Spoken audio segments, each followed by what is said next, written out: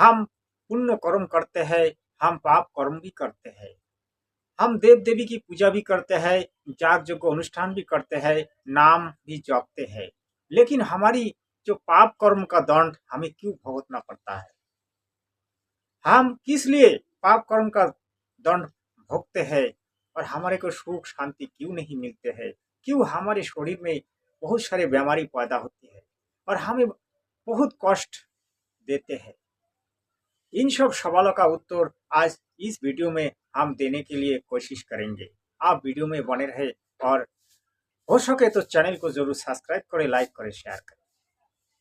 तो पहला नंबर जो है हमारी शास्त्रों, हमारी वेद जो है 4 वेद 18 पुराण 6 शास्त्रों क्या कहते हैं? हमारी वेद शास्त्रों कहते हैं जो परमात्मा की भक्ति करेगा, जो परमात्मा की पूजा करेगा, उसकी दुख कष्ट सभी परमात्मा हरता है। परमात्मा उसकी दुख कष्ट को धीरे धीरे खत्म करके उसको सुख शांति देने के लिए कोशिश करता है। लेकिन हम लोग क्या करते हैं? हम लोग देव देवी की पूजा में लीन रहते हैं, देव देवी को भगवान मान के पूजा करते हैं। हम सोचते हैं कि देव देवी की पूजा करेंगे हमारी सभी मनोकामनाएं पूर्ण हो जाएगा और हमें देव देवी सब कुछ दे सकता है। ऐसा नहीं है। जबकि देव देवी का जो पावर है वो सीमित है। उस सीमित पावर में जो आपको देना चाहिए वो देता है, ऐसी बात नहीं है देता नहीं है, देता है। लेकिन जो इस अखिल विश्व ब्रह्मांड को सृष्टि किया है, जिससे आत्मा की उत्पन्न हुआ है, जिससे जीवात्मा की उत्पन्न हुआ है, ये अखिल विश्व ब्रह्मांड का सृष्टि हुआ है, तो हम उसे नहीं मानते हैं, हम उसे पूजा नहीं करते हैं, तो हमें जो पाप दंड वो काटते नहीं है। पाप दंड को काटने वाला एकमात्र परमात्मा है, जो कि जगत गुरु तत्वदर्शी संत रामपाल महाराज जी आपने अपने श्रीमुख से बहुत बार बोला है। लेकिन कुछ नौकरी लोग सुनने के लिए तैयार नहीं होता है, नौकरी पाखंडी लोग सुनने के लिए तैयार नहीं होता है। ये उल्टा ज्ञान आदमी को देते हैं। जो वो लोग कहते हैं पाप कर्म का दंड तो भुगतना ही पड़ेगा और पाप कर्म का दंड कभी खत्म नहीं होता, क्योंकि हम आज जो भी कर रहा है, जो भी खाता है पीता है या रास्ता में चलते हैं, उसमें हमारे को हजारों पाप पैदा होती है। हजारों पाप हम लोग करते हैं। जब हम किसी नदी में नहाते हैं तो भी हमारे पाप होता है। उसमें जो छोटे छोटे कीड़े मकोड़े होते हैं वो हमारे शरीर को रगड़ने से वो मर जाते हैं और वो भी पाप हमें लगता है। हमारी जो श्वास प्रश्वास चलती है उसमें भी छोटे छोटे वायरस घुसते हैं, वो मर जाते हैं, उसमें भी हमारी पाप होती है। तो अगर हम भगवान की भक्ति करके भी हमारी ये सब पापों का दंड खत्म नहीं होगा तो हम कैसे पुण्य को संचय कर पाएंगे? हमें कैसे मोक्ष मिलेगा? क्योंकि हमें तो फिर बार बार पाप कर्म का दंड भुगतने के लिए इस धरती पर बार बार जन्म लेना पड़ेगा। यही सब प्रश्नों का उत्तर आज हम देंगे। आज प्रेमानंद ठाकुर जी, अनिरुद्ध आचार्य जी, देवकीनंदन ठाकुर जी ऐसे बड़े बड़े संत है जो कि आज लाखों लाखों उनकी अनुयायी है। वो लोग क्या कहते हैं? कृष्ण जी की मानो, राधा राधा जी को मानो, राधा नाम गाओ। भाई राधा नाम गाएंगे, क्यों नहीं गाएंगे? लेकिन राधा नाम जपने से अगर हमारी पाप कर्म का फल भुगतना नहीं पड़ेगा तो ये अच्छी बात है। लेकिन ये ऐसा होता नहीं। आज प्रेमानंद ठाकुर जी के हमने एक वीडियो देखा, उनको एक लेडीज ने सवाल किया, गुरुजी हम जो कर्म करते हैं हमें उस कर्म का दंड क्यों भुगतना पड़ता है और ये पाप कर्म का जो दंड कैसे काटेगा? लेकिन उन्होंने क्या कहा? उन्होंने कहा बेटे पाप कर्म का दंड कभी खत्म नहीं होता, वो भोगने से ही खत्म होता है। तो अगर सब भोगने से ही खत्म होता है तो हम कैसे मोक्ष पाएंगे? क्योंकि जब तक हमारी पाप यहाँ से खत्म नहीं होगा तब तक हमारे को मोक्ष नहीं मिलेगा। जगत गुरु तत्वदर्शी संत रामपाल महाराज जी ने कहा कि परमात्मा का जो भक्ति करेगा, परमात्मा का जो सेवा करेगा, परमात्मा का नाम गुणगान करेगा, परमात्मा उसकी सभी पाप कर्म का जो दंड है जो पाप कर्म है वो काट के एकदम खत्म कर देगा। और उसकी जो भी दंड दंड को, अगर बड़ा दंड है तो उसको दंड को छोटा करके वो खत्म कर देगा। आपने शायद बहुत सुना होंगे, संत रामपाल महाराज जी के शिष्य रियल स्टोरी देते हैं। रियल स्टोरी में कहते हैं कि हमारी एक्सीडेंट परमात्मा ने रोक दी, हमारी कैंसर खत्म कर दी, हमारी ये बीमारी खत्म कर दी, वो बीमारी खत्म कर दी। तो परमात्मा का पावर है। लेकिन श्री कृष्ण जी को ये लोग परमात्मा मानते हैं, माता दुर्गा को परमात्मा मानते हैं, राम को परमात्मा मानते हैं। राम कितने पावर की भगवान है भाई। राम 16 कला युक्त भगवान है, श्री कृष्ण 16 कला युक्त भगवान है। मेरे कहने का मतलब 16 गुणों का भगवान है। उसने गंधोमदन पार्वत को उठाया तो क्या वो बड़ा भगवान बन गया, वो सृष्टि पिता बन गया? तो हनुमान भी तो पर्वत को उठाया था, तो हनुमान फिर श्री कृष्ण से बड़ा बन गया? तो ऐसे कुछ ताकतें हैं, ऐसे कुछ क्षमता है, ऐसी कुछ सिद्धियां है जिसमें आदमी या देवगण बहुत कुछ कर सकता है। हम भी कर सकते हैं, आप भी कर सकते हो, अगर उस सिद्धि को आप लाभ करोगे तो। जैसे एक अभी बागेश्वर धाम हरीन्द्र शास्त्री जी वो मन की बात बताते हैं, तो एक सिद्धि है भाई। उस सिद्धि को उन्होंने लाभ किया, उस सिद्धि की बल पर उन्होंने आज दूसरे का मन की बात कहता है। ये सिद्धि का पावर जब खत्म हो जाएगा तब वो पूरी तरह खत्म हो जाएगा, क्योंकि सिद्धि का भी कुछ लिमिट होती है। जब वो लिमिट खत्म हो जाएगी तब उसकी सिद्धि काम नहीं करेगी। 100% गारंटी। मेरे अंदर भी कुछ सिद्धियां थी, लेकिन मैं सिद्धि को प्रयोग नहीं करता। आज मैं इस वीडियो में ये जो बात कर रहा हूँ, इस वीडियो में ये बात करने का बहुत जरूरी पड़ गया, क्योंकि प्रेमानंद जी ने एक लेडीज को जो जवाब दिया, एक भगत को जो जवाब दिया, तो राधा राधा नाम जपने से आपका पूर्व जन्म का जो पाप है वो कभी भी खत्म नहीं होगा, या फिर इस जन्म का पाप कभी खत्म नहीं होगा, लेकिन कुछ पुण्य संचय होगा। पुण्य का पल्ला अगर भारी होगा तो हम मनुष्य जन्म पा सकते हैं, और पाप का पल्ला अगर भारी होगा तो हमें 84 लाख योनि में भ्रमण करना पड़ेगा। तो अगर हमें 84 लाख योनि भ्रमण करना पड़ेगा तो हम क्यों नाम जप करें, क्यों भगवान का भक्ति करें, क्यों हम देव देवी की पूजा करें? मेरी प्रश्न ये है भाई। अब मेरी प्रश्न को गौर से समझिए।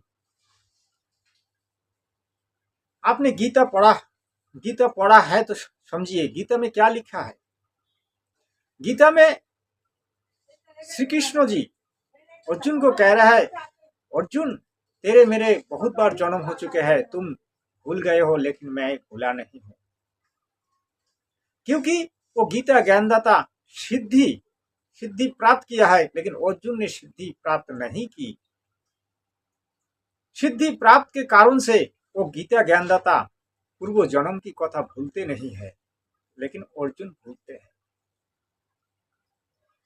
और अर्जुन जब श्री कृष्ण भगवान को प्रश्न करते हैं कि हे परमेश्वर, हे विष्णु जी, हे शंखचक्र गदापद्मधारी, मेरी पाप कर्म कैसे खत्म होगा, कैसे नष्ट होगा? तब श्री कृष्ण क्या कहते हैं? परमात्मा की शरण में जा, परमात्मा की शरण में जाके, तत्वदर्शी गुरु की शरण में जाके दंडवत प्रणाम करके उसको भली भांति उसके पास ज्ञान लेके तुम भक्ति करो, तुम्हारे सर्व पाप नष्ट होगा। सर्व धर्म परित्याज्यं मामेकं शरणं व्रज। और ये लोग क्या कह रहे हैं? ये लोग कह रहे हैं, श्री कृष्ण स्वयं कह रहे हैं मेरे भक्ति कर लो। जब ब्रोज शब्दों का अर्थ है जाना, तब ये लोग कर दिया आना। हमारी देश को ये लोग क्या सोचते हैं, हमारे जनता को क्या सोचते हैं, ये लोग अपने आप को क्या समझता है? समझो मेरी बात को। जो मेरी बात को समझ पा रहा है वही मेरा वीडियो देख रहा है, क्योंकि मैं जो बात कर रहा हूं आपका कल्याण के लिए। मेरी कल्याणकारी बात आप सुनोगे तो आपको लाभ होगा। तो आपका जो पाप कर्म का दंड जो काटेगा वो भगवान कौन है? वो भगवान है परमात्मा पूर्ण ब्रह्म कबीर साहेब, जिसे हम संत नाम से जानते हैं। लेकिन एक संत का पहचान क्या होती है? एक संत यहाँ देश में, इस देश में बहुत सारे अच्छे अच्छे कर्म करते हैं और अंत में उसकी शरीर त्याग करना पड़ता है। लेकिन कबीर जी ऐसा एक संत था जिन्होंने सशरीर चला गया था, जिसकी जन्म मृत्यु नहीं होती है, वो होती है परमेश्वर। लेकिन श्री कृष्ण जी को ये लोग परमेश्वर मानते हैं, राम जी को परमेश्वर मानते हैं, काली माता को भगवती मानते हैं, हनुमान जी को भगवान मानते हैं, विश्वकर्मा को भगवान मानते हैं, 33 कोटि देवता को भगवान मानते हैं। लेकिन ये सब तो जन्म मृत्यु के अधीन है भाई।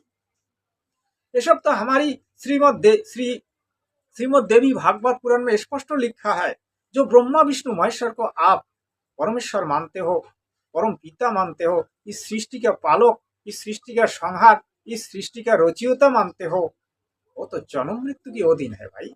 इस बात को समझो।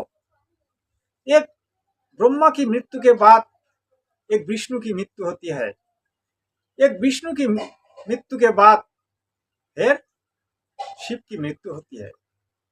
ऐसे कुछ नियम बना रखी है। तो फिर ये शिव, फिर ये विष्णु, फिर ये ब्रह्मा कैसे पैदा होता है? भाई दुर्गा और ब्रह्म जी ने पैदा करते हैं। ये तो एक पद है भाई, जैसे एक प्राइम मिनिस्टर की पद है, आज मोदी जी है, कल दूसरा होगा। राष्ट्रपति की, आज राष्ट्रपति द्रौपदी मुर्मू जी है, कल दूसरा बैठेगा। भाई उसकी क्षमता के अनुसार उसको बैठा दिए जाते हैं। ऐसा है जो ब्रह्म पद है, जो ब्रह्मा की पद है, वो ब्रह्मा पद के लिए जो योग्य होता है उसको बैठा दिए जाते हैं।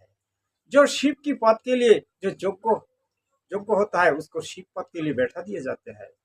जो विष्णु पद के लिए योग्य है उसको विष्णु पद में बैठा दिए जाते हैं। भाई आपने कई बार सुना होगा, जो देवराज इंद्र का गद्दी कई बार चला जाते हैं, तब कोई ना कोई उस गद्दी में बैठता है। तो उसको तो अब क्या कहते हैं? इंद्रराज कहते हैं। इंद्रलोक का राजा है वो, इसलिए कहते हैं इंद्रराज। तो ऐसा सिस्टम डेवलप में भी चलता है भाई। इस बात को समझो। वो अंधे गाधे की बात पर आप विश्वास करके चलोगे तो इस मनुष्य जन्म का जो मूल उद्देश्य है वो आप खो बैठो। उस अंधे गाधे कृष्ण को भगवान बताते हैं। चलो हम भी मानते हैं कृष्ण जी भगवान है, लेकिन कृष्ण जी परमेश्वर नहीं है। 100% गारंटी। जब जगत गुरु तत्वदर्शी संत रामपाल महाराज जी कहते हैं जो गीता ज्ञानदाता कृष्ण नहीं है, तो ये लोग नहीं मानते हैं। जबकि गीता में स्पष्ट प्रमाण है। जब अर्जुन प्रश्न करते हैं आप कौन हो, तो वो कहते हैं मैं महाकाल हूं, मैं इस वक्त प्रवृत्त हुआ हूं इस पापियों को नाश करने के लिए। और अर्जुन तुम युद्ध करो या नहीं करो, फिर भी मैं इसको विनाश करके रखा हूं, ये लोग मरेगा। इस बात को ये लोग समझता नहीं है। ये लोग क्रूर है, ये लोग दम्भिक है, ये लोग कैरेक्टरहीन है। इन लोगों का बातों में देश नहीं चल सकता, ना ही साधु संत चल सकता, ना ही हमारी समाज चल सकता, क्योंकि ये लोग हमारे को नरक में ढकेल दे रहा है। तो आज ही आप प्रतिज्ञा कर लो, अगर नरक में आपको जाना नहीं है तो जगत गुरु की शरण लेके सद्भक्ति कर लो। इसमें आपको फायदा है, आपकी वंशज की फायदा है, सबका फायदा है। अगर एक आदमी अगर जगत गुरु तत्वदर्शी संत रामपाल महाराज जी से दीक्षा लेकर सद्भक्ति करेगा तो उसकी 1000 वंश उद्धार हो सकता है, गारंटी के साथ मैं कहता हूं। आपने सुना होगा भगीरथ राजा की कहानी। भगीरथ ने गंगा को लाया इस धरती पर उसकी पितृकुल को उद्धार करने के लिए। जब गंगा को धरती पर लाया और तब उनकी पितृकुल उद्धार हुआ। उद्धार नहीं हुआ भाई, क्योंकि वो आत्मा भटक रहा था। जब गंगा जल की परोस पाया तब वो लोग ब्रह्मलोक में गया, उनका मुक्ति नहीं हुई। ये सब शास्त्र को जानो। जैसे कुछ दिन पहले गंगा स्नान का जो ये लोग एक नाटक बनाया था, उसमें हजारों लोग मर गया। कहता था कि गंगा नहाने से मुक्ति होगा। भाई ऐसा नहीं होता है। गंगा नहाने से अगर मुक्ति होता तो उसमें जो जीव बसते हैं, जो मछलियां, जो कीट पतंगों जो भी है, उसका तो पहले मुक्ति होना चाहिए भाई। तो वहां बार बार क्यों जीव पैदा होती है? गंगा एक पवित्र नदी हम भी मानते हैं, लेकिन गंगा नहाने से आपको मोक्ष मिलेगा, इस बात का कोई गारंटी नहीं, किसी शास्त्रों में भी नहीं है, किसी शास्त्रों में ये पाखंडी लोग प्रमाण देखा नहीं पाएगा। आज हमारे देश को जरूरत है एक सच्चा संत की, एक सच्चा महंत की, एक सच्चा ऋषियों की, जो कि हमारे को शास्त्र अनुकूल भक्ति बताएगा, जो हमारे को शास्त्र अनुकूल भक्ति देगा। आज जो भी हम लोग कर रहा है सभी शास्त्रों विरुद्ध है। जो पूजा हमारी वेदों में लिखी नहीं है वो हमारे को क्या फायदा देगा भाई? आज भारत का संविधान जो बना हुआ है, उस संविधान को अगर हम नहीं मानेंगे तो हमारे को क्या होगा? हमारी देश खत्म हो जाएगा। जो पुलिस प्रशासन अगर काम नहीं करेगा तो हमारी देश में चोर डाकत गुंडा बदमाश बहुत सारे पैदा हो जाएगा। माँ बहन बेइज्जत हो जाएगा, माँ बहन की दिन दहाड़े बलात्कार होना स्टार्ट हो जाएगा। तो जो शास्त्रों में लिखा है भाई वही हमारे को करना चाहिए, वही हमारे शास्त्र अनुकूल भक्ति है। गीता में स्पष्ट लिखा है, अर्जुन मेरा एक ही मंत्र है, वो मंत्र मेरा नाम जो जप करेगा वो मेरे परम गति को लाभ करेगा। वो कौन सी गति? वो ब्रह्मलोक की गति। और ये लोग उसी को उल्टा समझ के बोल रहा है मोक्ष। अरे मूर्ख लोग, समझो बात को। जो आज तुम कह रहे हो शास्त्र को पढ़ो, दो एक सब्जेक्ट पढ़ के आप संत नहीं हो सकता, दो एक पुराण पढ़ के आप संत नहीं हो सकता, आप महंत नहीं हो सकता, आप ऋषि नहीं हो सकता। स्कूल में जब आप पढ़ाई की, कॉलेज में जब आप पढ़ाई की, तब आपको कितना सब्जेक्ट पढ़ना था? इतिहास, भूगोल, गणित, लंकापति रावण की जय हो। जो सब्जेक्ट है मैथमेटिक्स। और क्या संदेश लेकर आए हो? हम मोदी जी के चेला आए और पाकिस्तान से संदेश लेके आए। उस भिखारी ने क्या संदेश देकर भेजा है तुम्हें? पाकिस्तान के आदमी कह रहे हैं कि भारत पाकिस्तान युद्ध में श्रीलंका पाकिस्तान को साथ दे रही। मैं बहुत बड़ा साथी हूँ। अरे मूर्ख लोग, तुम तो 4 वेद को भी अध्ययन नहीं की और 18 पुराण को भी अध्ययन नहीं की, 6 शास्त्र तो देखा ही नहीं तुमने, तो तुम कैसा संत हो? तुम तो फेल हो। यही होता है भाई असली कहानी। हमारी देश का संत जो है ना, वो मुंह में जो भी आता है बोल देता है, लेकिन उसको शास्त्र पढ़ने का कोई जरूरत नहीं है, क्योंकि वो अपने आप को शास्त्र बना रखा है। वो समझता है कि मैं जो कहूंगा वही शास्त्र है। लेकिन देश का जनता जाग उठा है, देश का जनता मूर्ख नहीं है, आप लोगों का बात नहीं मानेगा। अगर आप लोगों में दम है तो शास्त्रों खुल के दिखाइए और शास्त्रों खोल के बात कीजिए। कौन सी शास्त्रों में क्या लिखा है? जैसे एक आह्वान चैनल कुछ तो दिखाते हैं, उल्टा दिखाते हैं, लेकिन दिखाते तो है, लेकिन आप लोग नहीं दिखाते हो। आपने आपको बहुत बड़ा ज्ञानी समझ रखते हो। मूर्ख लोग, सुधर जाओ और देश की जनता की बात समझो। जनता मूर्ख नहीं है, असली मूर्ख तुम लोग हो। जनता तुम लोगों का मुंह पर थू दे रहा है। मूर्ख लोग, कितना दिन आदमी को चुतिया बना के रखोगे? खुद चुतिया हो, दूसरे को चुतिया बनाते हो। चुतिया आदमी नहीं होता है, आदमी को चुतिया बनाया जाता है। लेकिन तुम खुद चुतिया हो और दूसरे को चुतिया बनाने का कोशिश में रहते हो। ये तुम्हारी भूल है, ये तुम्हारी गलती है। इसकी कारण से तुम पहले नरक में जाओगे। लेकिन तुमने जिसको एक नरक वाली रास्ता दिखाया वो नरक में नहीं जाएगा, तुम्हें नरक भोगना पड़ेगा, क्योंकि तुम उसको रास्ता दिखाया। वो तो कहेगा मैं उसकी कहने पर किया हूं, लेकिन असली गलती तुमने की है भाई। आज से आप प्रतिज्ञा कर लो, शास्त्र अनुकूल भक्ति बताओगे और शास्त्र अनुकूल भक्ति करोगे। और वीडियो को मैं ज्यादा बढ़ाना नहीं चाहता हूं। आप सबको बहुत बहुत धन्यवाद। वंदे मातरम, जय हिंद।